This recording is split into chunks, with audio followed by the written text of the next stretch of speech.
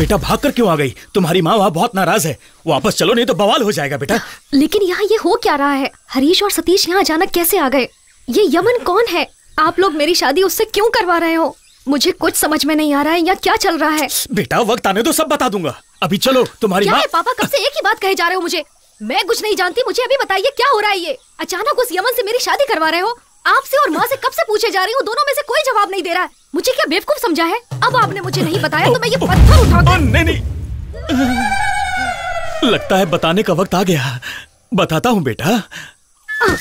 बताइए। 25 साल पहले की बात है। मैंने और तुम्हारी माँ ने भाग के शादी की थी। उसने अपनी जाति और धर्म के बारे में कुछ बताया नहीं और मैंने पूछा भी नहीं। हमारी शादी के 8 साल गुजर जाने के बाद, यही करीब जब तुम 10 साल की थी। क्या?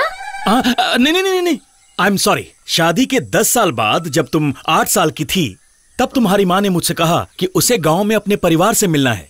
जब उसने परिवार की बात की तो मैं भी बहुत इमोशनल हो गया था।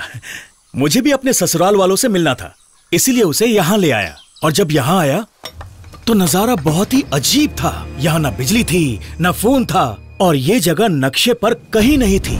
और ये लोग यमराज की पूजा कर रहे थे और चोरी करना इनका पेशा था।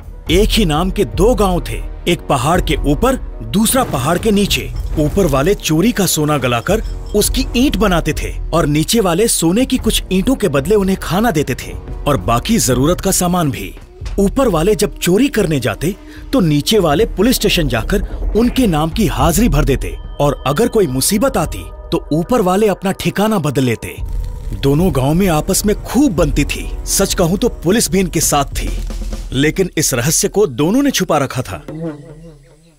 मैंने आपसे इस गांव की हिस्ट्री ज्योग्राफी नहीं पूछी थी। आप मेरी शादी क्यों करवा रहे हो, ये बताओगे मुझे या नहीं? बताता हूँ बेटा। मैं ये सब देखकर डर गया था और फिर वो लोग मुझे यमराज के दरबार भी ले गए थे। मतलब नर्क में ले गए? हाँ। तुम जानती हो बिरादरी से बाहर शादी करके तुमने इस गांव का नियम तोड़ा है। तुम्हें इसकी सजा मिलेगी, चाहे तुम मेरी बेटी ही क्यों ना हो। यमन! माँ मैं बाद में आता हूँ। यमन इस वक्त नहीं आ सकते। यमन! क्या है माँ? ये हमारे गांव के सारे राज जान गया है। इसका सर धड़ से अलग करके अभी के अभी यमराज को चढ़ा दो। क्या? आपका नाम क्या है? राजेंद्र।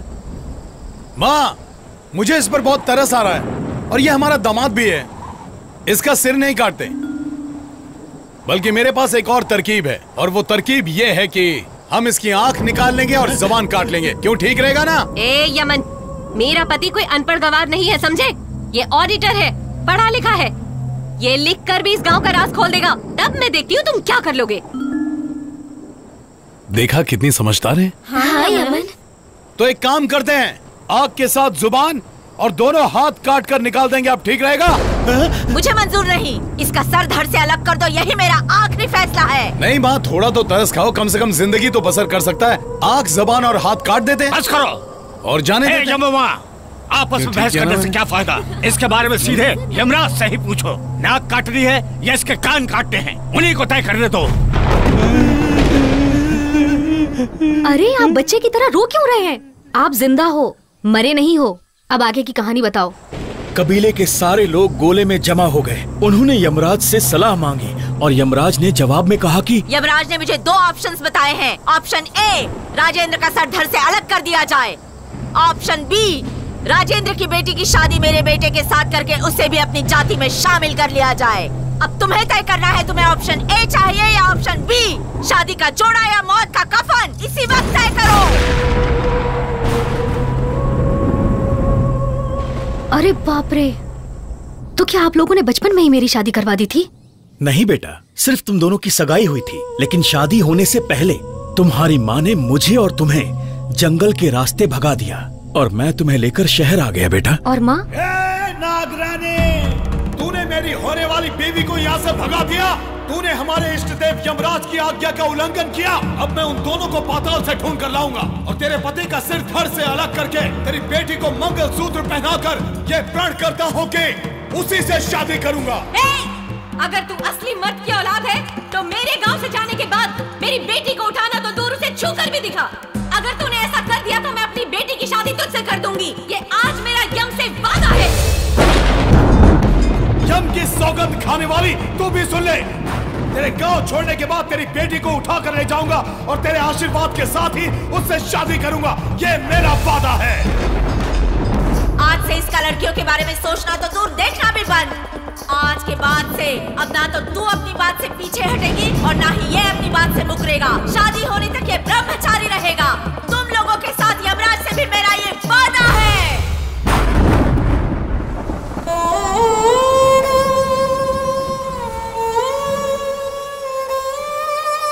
आज से इसका लड़कियों के बारे में सोचना तो दूर, देखना भी बंद।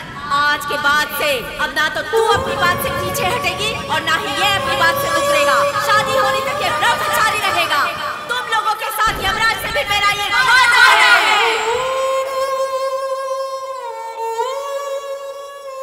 ये क्या कह रहे हो? इसलिए ये शादी करवा रही है माँ? दुनिया कहाँ से कहाँ पहुँच गई है और आपकी सोच अभी भी वही है।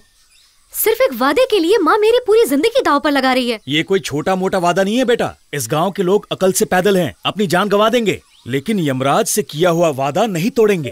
तुम्हारी माँ भी वैसी ही है, उनकी तरह जिद्दी। ठीक है, आपको जंगल का रास्ता पता है ना? मैं उन दोनों को यहाँ लेकर आती हूँ। आप हमें रास्ता बताना, हम भाग जाएंगे। अरे अरे, ऐसा मत करना। वो लोग ठिकाने बदलते रहते हैं और मैं रास्ता नहीं जानता। यहाँ तक कि अभी हम कहाँ खड़े हैं ये भी नहीं जानता बेटा। इस बात की आप चिंता मत कीजिए, मैं आपको यहाँ से निकलने में मदद करूंगी। अगर वो दोनों आपको मिल जाएं तो शाम तक दुल्हन के टेंट में पहुँच जाइएगा। वहाँ से मैं आपको भागने का रास्ता बता दूंगी। तुम कौन होती हो हमारी मदद करने वाली? एक बात बताइए, आपकी बेटी के दिमाग का स्क्रू ढीला है क्या? मैं यहाँ इसकी मदद करने आई हूँ और ये मुझसे ही बहस कर रही है। अगर आपको इस मुसीबत से बाहर निकलना है तो याद रखिए, मुझे शाम को 7 बजे टेंट में मिलना।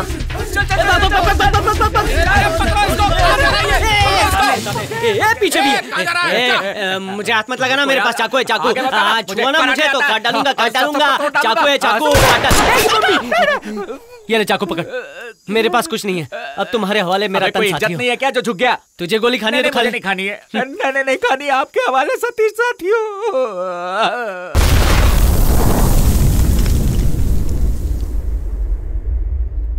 वो दोनों कहाँ हैं? अरे बम किसने फोड़ा? अरे इतना धुआं किधर है? भाग गए लगता है। पकड़ो उनको, गला कट जाएगा अपना। अरे अचानक से किस देवता ने बम फोड़ दिया? तुम दोनों को बचाने के लिए बम फोड़ा था। अच्छा वहाँ देखो, वो जो पेड़ है ना, उसके पीछे एक पत्थर है और वहाँ पर एक गुफा है, उसके अंदर छुप जाओ। मैं आधे घंटे में वहाँ पर आता हूँ। चलो जाओ जाओ जाओ। यमराज की दुनिया में। अरे भाई पहले तो भागो ऐसे। अरे जाओ। चश्मा चश्मा चश्मा। हाँ ये ले। हाँ थैंक्स ब्रो। अबे ऑमलेट चोर तू ही था ना? तू अभी बचाकर बाद में हमें मारने वाला है क्या? वो समय अभी आया नहीं है। तेरे मरने का शुभ मुहूर्त आधे घंटे बाद का निकला है, तभी मैं तुझे मारूंगा। लेकिन अभी तू यहाँ से भाग जा। चल भाग भाग। ऑमलेट चोर, आधे घंटे बाद मैं तेरा ऑमलेट बनाऊंगा। हमें ऑमलेट चोर कहा था ना, और ऑमलेट के लिए तूने हमें दौड़ाया था ना। चल भाग, अब तुझे अच्छे से दौड़ाता हूँ। भागना, अबे भागना। चल निकाल। इन्हीं लकड़ियों को तेरी चिता पे डालूंगा मैं। धू-धू करके भागेगा तो याद रखना, आऊंगा वापस। कहाँ है गुफा? गुफा कहाँ है? मम्मी इधर आ। गुफा यहाँ से कुछ ज्यादा दूर नहीं है, बस 5 किलोमीटर। 5 किलोमीटर दूर भागूं?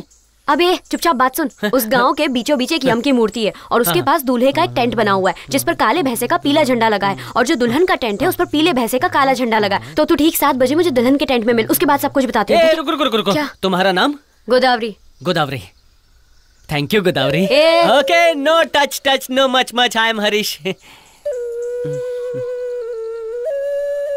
लगता नहीं कि तू मरने वाला है। कौन मैं? अबे जा बे। हाँ।